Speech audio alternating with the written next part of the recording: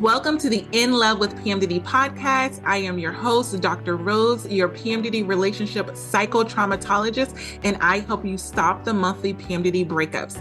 PMDD is premenstrual dysphoric disorder. It is in approximately 1 in 5 women, and it makes you want to break up with your partner approximately 1 to 2 weeks before your period every single month. So as someone who has suffered with PMDD for over 18 years, I dedicated my doctorate practice to helping partners navigate those monthly PMDD breakups with everything from attachment styles, triggers, sensitivity to noise, sensitivity to touch, all of the things that you really struggle with when you're in PMDD. And I also dedicated my dissertation to a phenomenological study of the relationship experiences of partners of individuals who suffer with premenstrual dysphoric disorder. So I'm not just here to help the sufferer, the one who is suffering with PMDD. I am here for the partners as well. So if you need those private sessions, make sure you go to inlovewithpmdd.com and get those tools. So let's get into this week's PMDD trauma transformational tools that is going to help you stop the monthly breakups and stop the suffering and stress in your PMDD relationship. Let's get into it. Today, I want to talk to you about one of the most important tools that I've been teaching my private clients, and I want to share it with you today to give you a little insight as to how this can really help your PMDD relationship. And also throughout my own journey, this tool has really been helping me since the breakup from my ex-PMDD partner, which has almost been a year, which I cannot believe that it's almost been a year. But there's one practice that I've really been using that I notice when I go into PMDD, it's really been helping me. And I've been extending it to my private clients, and that is the law of detachment. So one of the things that brought me a lot of suffering in my PMDD relationships in the past has been being so attached to the outcome of what my partner is saying, to the outcome of what my partner is doing, to how they're reacting. And I've seen this so many times with my private clients where they're very reactive to the mood and the mannerisms of their partner. And this is a lot of times what's causing a lot of the fights and the arguments, is because when your mood shifts, when you're in PMDD, your partner sees that, they feel that. And so they're very much affected by how you are showing up within the relationship. And so there's this overwhelming pressure to show up a certain way, right? So that creates a lot of pressure for us. And I remember so many times I felt that pressure. I felt like, oh my gosh, when my mood shifts, when I go into PMDD and I'm more internal and I'm less extroverted, my partner is really triggered by it. So like I should just, force myself to be like I am in my follicular days and my good days. And I should force myself to be a certain way because my partner was so attached to the way I showed up within the relationship, to the way I was emotionally, to the way I was, physically, like all of the things.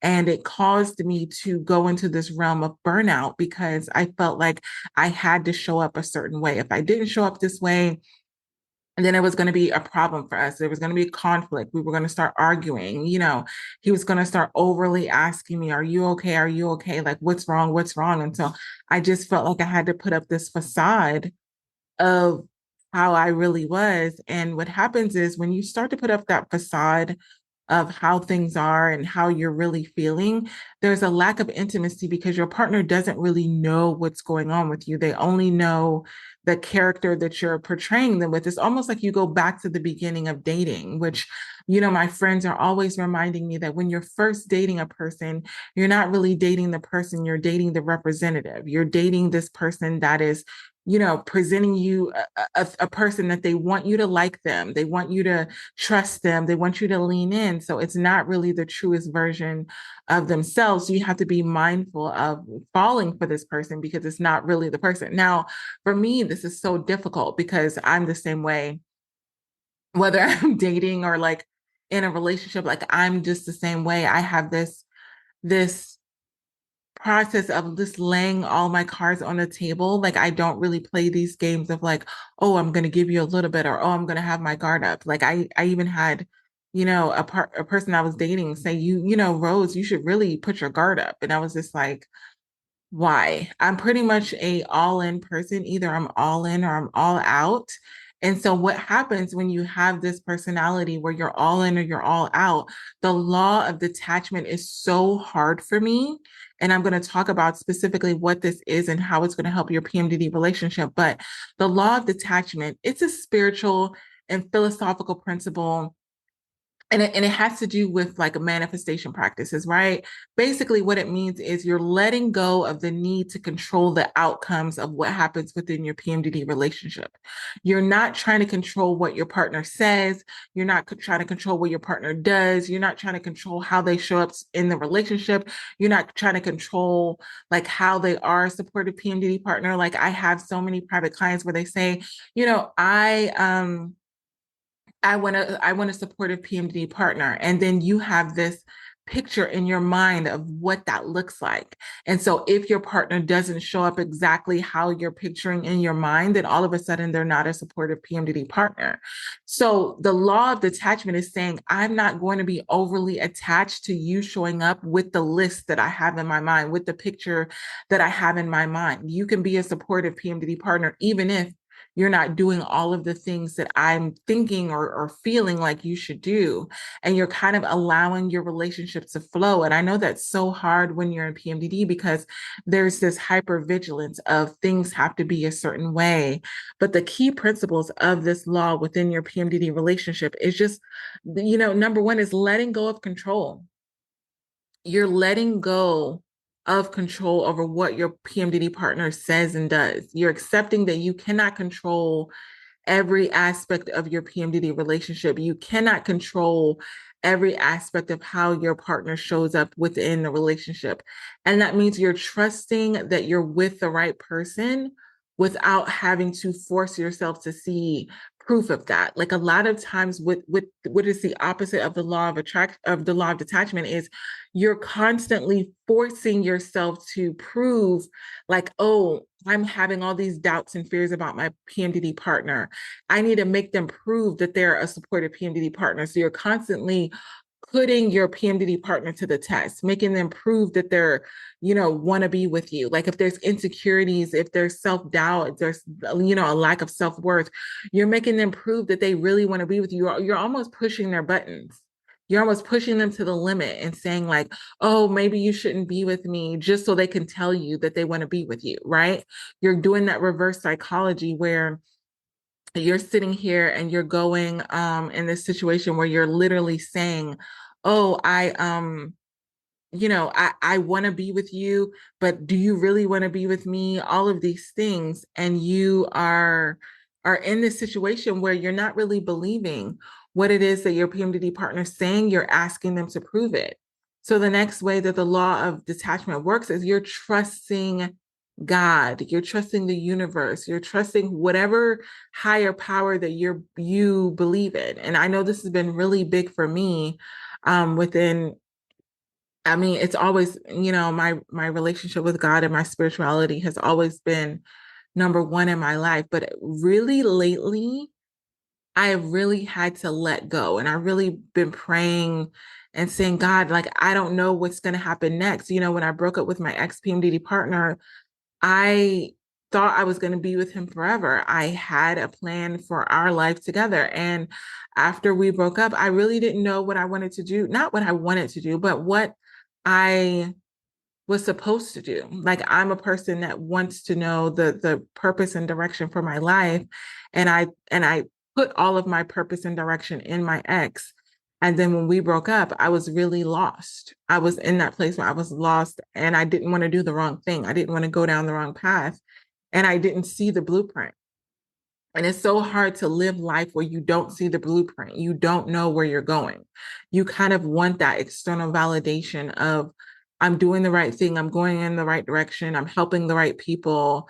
I'm very intuitive where I truly believe that your purpose and all of the doors that are opening are attached to the place. So earlier in this year, I got offered a job in Washington, D.C. at the Pentagon, to work on the upcoming presidential elections and all of the things. And I was struggling. with whether I should take it or not. And I didn't have a partner to discuss that with. I didn't have anyone to kind of bounce that off of. And it put me in a very vulnerable state because I wanted someone to tell me, do this, and this is what's going to be the outcome. And I had to practice the law of detachment and say, okay, how do I feel where I am in California? How do I feel about my life? How do I feel about where I am? And I had to take that analysis and say, you know what? I'm just going to trust. I am really, really going to trust that where I am is where I'm supposed to be. And that was really hard for me because I didn't have any proof. So with the law of detachment, you may have to let go and you're not having proof. And that's where the faith comes in. And that's why I said, whatever your a higher power is, because the faith is like evidence of things that you do not see. So there's not necessarily any tangible proof. Like when I made that decision and I had to make it relatively quickly, I had to make that decision without knowing or getting that external validation that, yeah, Rose, you're making the right decision. And the next thing that the law of detachment does is gives you freedom from fear. So when you detach from specific outcomes within your PMDD relationship, specific outcomes of how your partner is showing up in the relationship, you free yourself from that fear and anxiety because you're no longer obsessing over what can go wrong in your PMDD relationship or forcing things to go a specific way. Like I am literally, I'm not there yet. I'm not there. I am in the process of being there where if I'm dating a person and I meet them and it doesn't work out, I'm okay with it. It's really hard for me because I'm an all in type of person. So I have to almost not be all in or be all in for the moment. You know, something that somebody said to me the other day was a date is an event. It's not a relationship. It's not a commitment. It is an event. And I was just like, what do you mean? Like, because for me, if I invest any of my time, energy, if I'm getting to know you, I'm a very intentional person. So in my mind, it wasn't making sense because I'm like, why would I take the time to get to know this person? And I don't see them in my future. Like, we're not going to be together forever. Like, I don't get it. But I have to like pull it back and say, you know what? If all I have is this date with this person, that's fine. So it's no fear and anxiety of whether they're going to call me, whether they're going to text me, whether we're going to be together, whether we're compatible, whether, and I know a lot of you who are in relationships are constantly feeling like when you get into PMDD, you're questioning whether you're compatible with the person. And you're like, we're not compatible. I don't know if we should be together. Maybe I should be better single. You don't have to make that decision. And especially you don't have to make that decision while you're in PMDD. The law of detachment says you have freedom for that, right? And that's the number 4. It allows space for possibilities. It opens you up to new possibilities as long as you're not stuck on just that one solution. Sometimes it's better when you're in PMDD for you to let go of that realization of like, I have to be with this person forever, because that's where you're going to start to feel stuck, right? So if you're going through fights and arguments and you're ending up in these cycles of you're not on the same page, if you're feeling like, oh my gosh, I'm stuck with this person. My life is always going to be like this. We're always going to be arguing. We're always going to be fighting. We're always going to go through this every single month where we're doing really good. And then all of a sudden we're not doing really good. You're in that place of attachment. And so, you know what? When you allow space for possibilities, when you're just like, you know what? I'm going to invite in flexibility. I'm going to invite in flow. And if we have a good month, we have a good month. If we have a rocky month, we have a rocky month.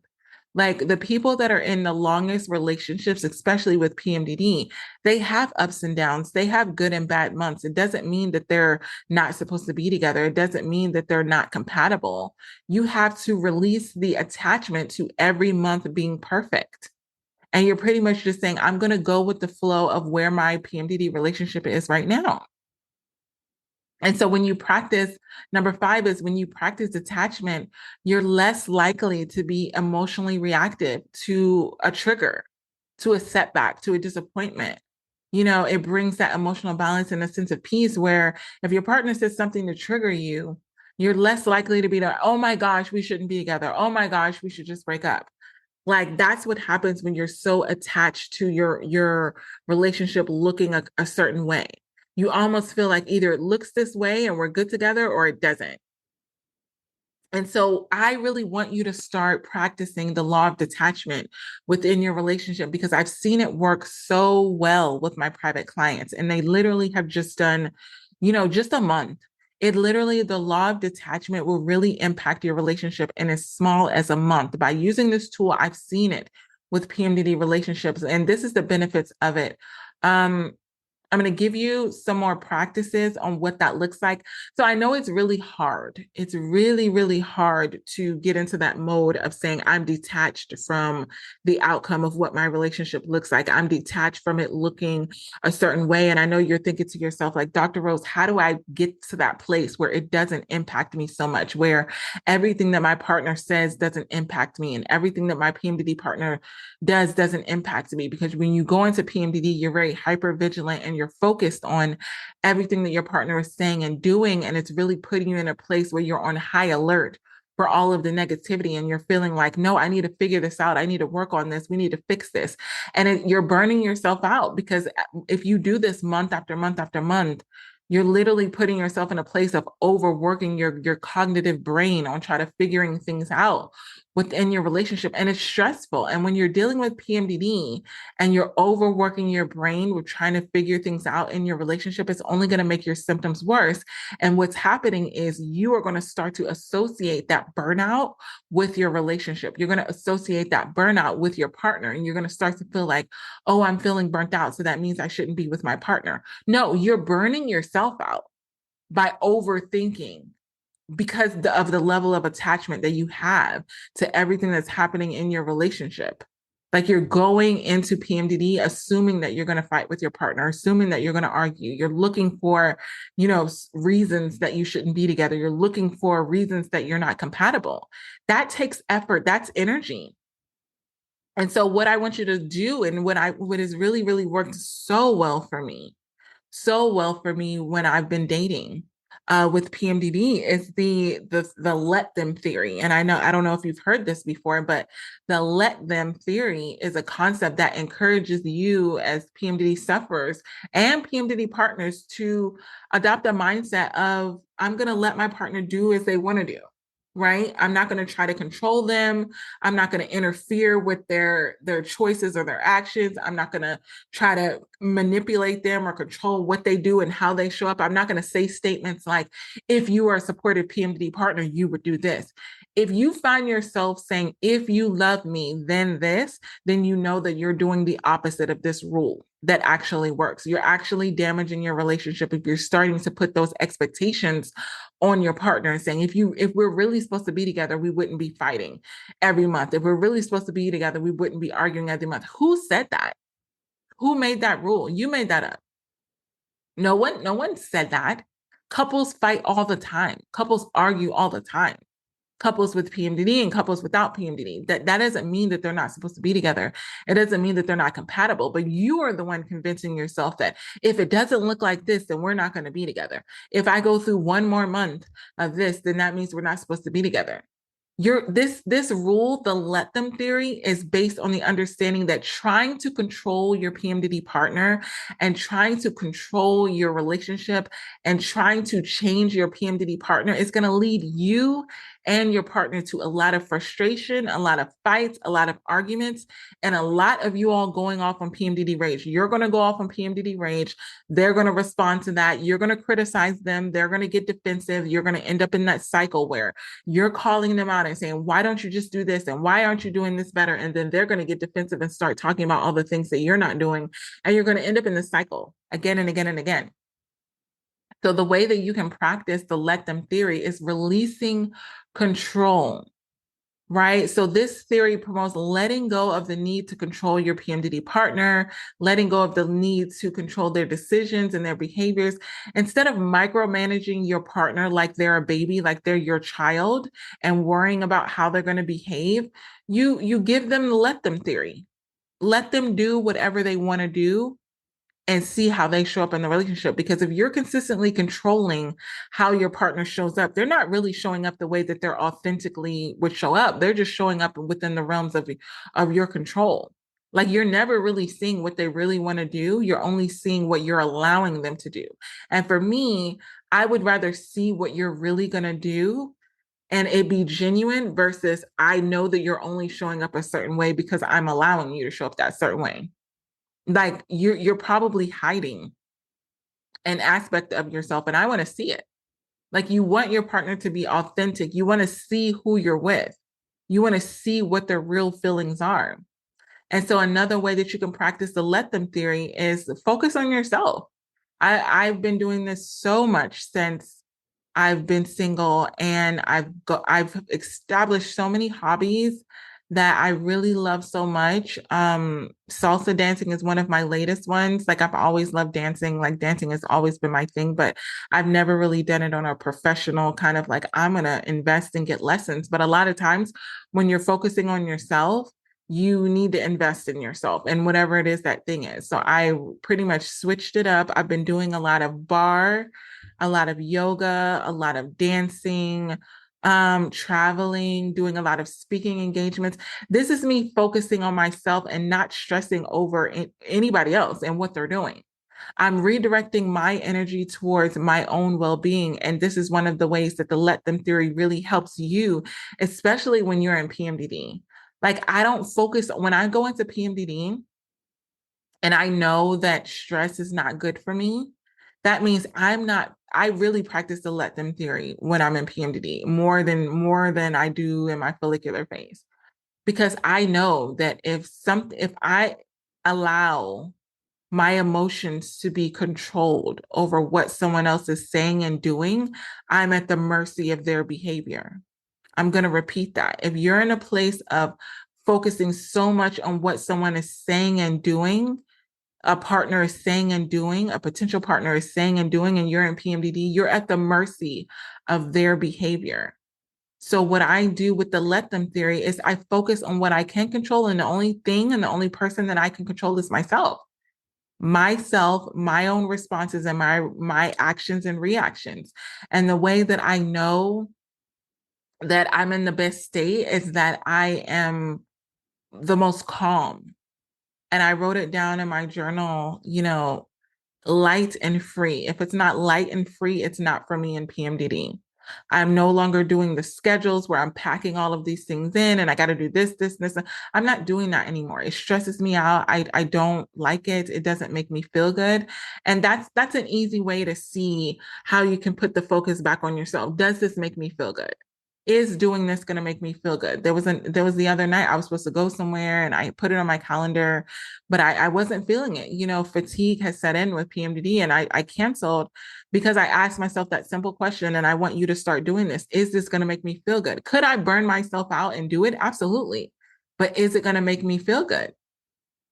So when you're focusing on the let them theories, you're letting others make their own choices and allowing them to, oh, this is so good, allowing them to experience the natural consequences of those decisions, the natural consequences, meaning, when I'm dating, right, I can't control when someone texts me.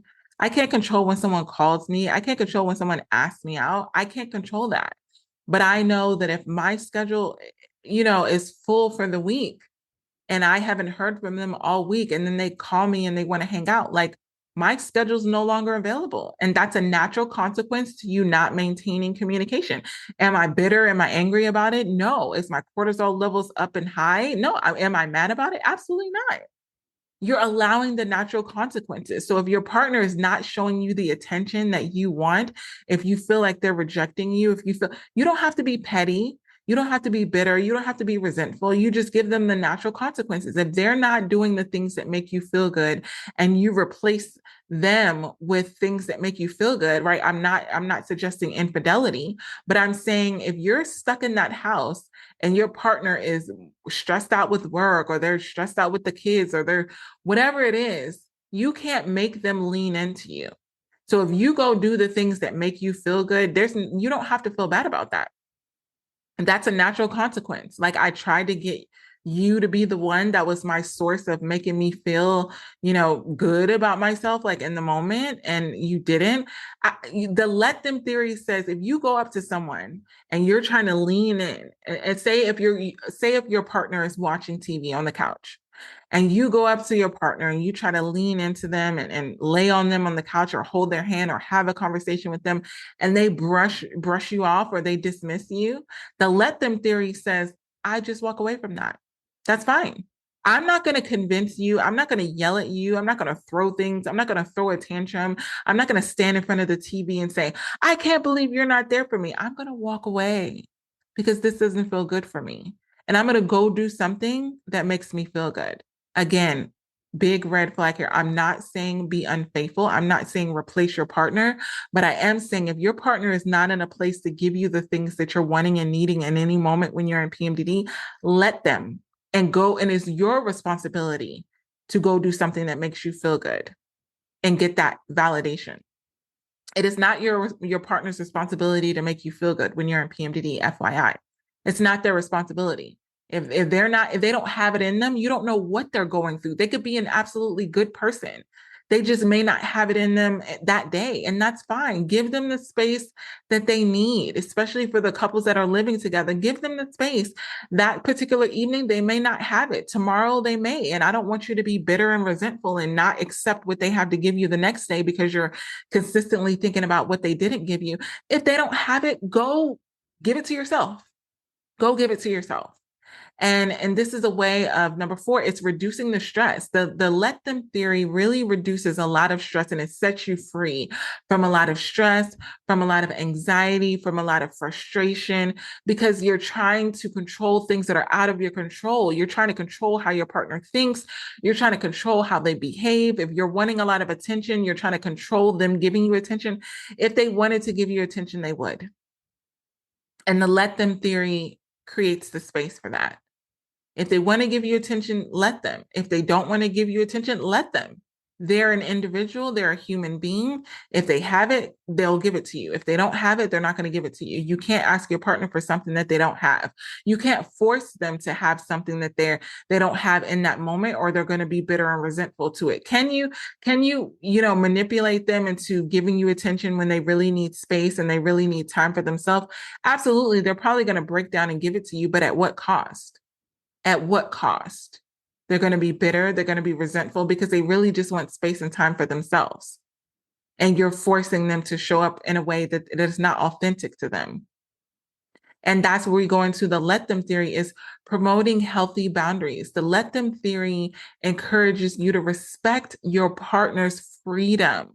This is so important. Just because your PMDD partner is in a relationship with you does not mean that you own them.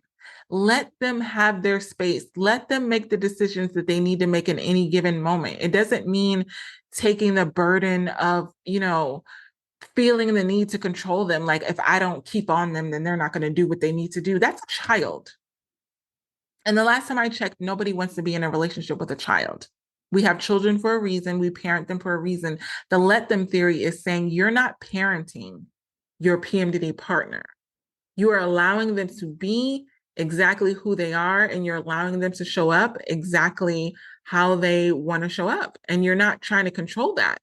And when you adopt this let them theory, which again takes time, because instinctively, if your partner is not acting the way that you want them to act, or somebody that you're dating is not acting the way you want them to act, you feel like, I need to tell them, I need to let them know, right? You use the let them theory differently. Like, I'm saying let them, meaning give them the autonomy and the freedom to be who they are. And you're just feeling like, no, I need to let them know. No, you don't. When you release that detachment from controlling how your PMDD partner or the person that you're dating shows up, it reduces pressure on your relationship. By practicing detachment, both of you release the need for constant control over each other's actions or emotions. Meaning you can show up however you want to show. Don't you want that? I want that. Don't you want that unconditional love where you can show up however you show up in the relationship and your partner's going to love you? Not, I've always felt like there was a need, like, if I show up this way, then then they're going to love me. If I show up this way, then this is okay. That's not sustainable. No one wants to feel like they have to do all that in order to just be into a relationship. So it also promotes emotional independence. So that detachment, the law of detachment, encourages each partner to take personal responsibility for their own emotions. So this is reducing the likelihood of codependency, right? Which is really heightened during PMDD, really, really heightened, where when your mood changes, your other partner's mood changes, we're releasing that. We're saying you are going to be personally responsible for your own emotions during PMDD. And the last way that the law of detachment really, really helps is it reduces PMDD rage. It reduces you going off on PMDD rage by decreasing that reactivity, by letting go of the need to control your partner. When you feel like you've been triggered, when you feel like you're so overwhelmed and you can't believe that they did this, and you feel like you got to let them know, and you literally say a mantra, which if you're my private client, I give you individual mantras all the time. When you get to that point and you feel like, oh my gosh, I can't believe they did this. I can't believe I need to let them. No, you don't. You're not seeking revenge. You're not trying to control them. You just let them. You walk away and say, we're not doing this today. We're not doing this today. Are you triggered? Absolutely. Did you like what your partner said and did? Absolutely not.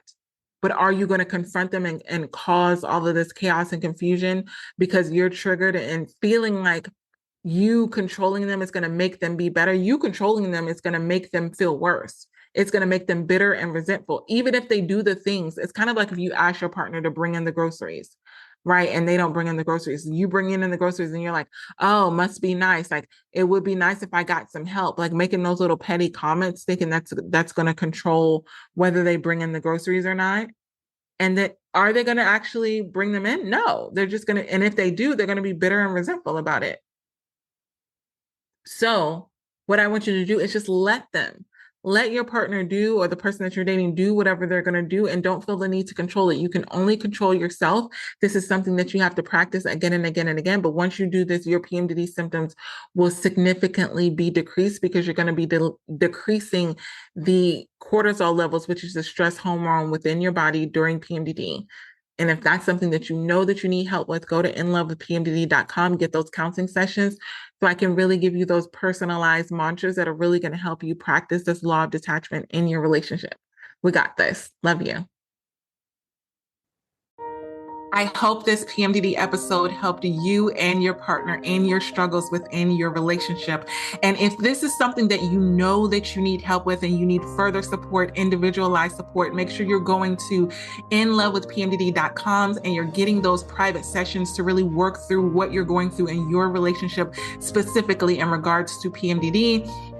And also, I want you to leave a 5-star written review on Apple Podcasts. What this does is it helps other PMDD sufferers and partners find this show that can help them get these free PMDD relationship tools. I remember what it felt like to not know that there were tools out there specifically for PMDD relationships. So I want to make sure that you are sharing these tools with others, share them on your social media, share them with people that you know that are also struggling in their PMDD relationships. Until next episode, this is Dr. Rose, your PMDD relationship psychotraumatologist. One more thing, I almost forgot. I now have the Fresh Start PMDD Partners Workbook. What this workbook can do is, if you've had past traumatic experiences with your partner, past fights, past arguments, and they keep coming up every single month in PMDD, I created a Fresh Start Workbook so that you can deal with all of the traumatic experiences that have happened in the past in PMDD rage and all of these things, so you can stop going through the same cycle again and again and again. So get that workbook. It comes with a video episode of the actual podcast that I recorded on getting a fresh start in your PMDD relationship, so you're not continuing the same cycle again and again and again. So make sure that you get that workbook. And if you need those individualized counseling sessions, you know where to go, inlovewithpmdd.com. Until next time, we got this. Love you.